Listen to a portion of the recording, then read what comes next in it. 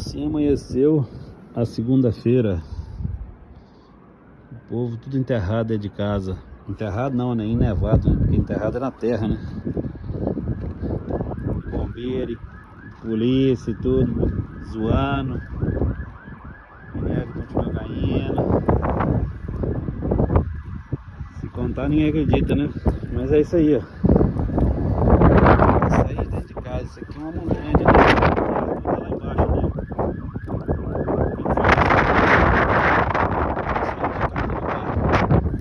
A autoridade falou que é para ficar todo mundo em casa, escola tudo fechada, tem algumas coisas abertas, hospital se for tem que ligar antes.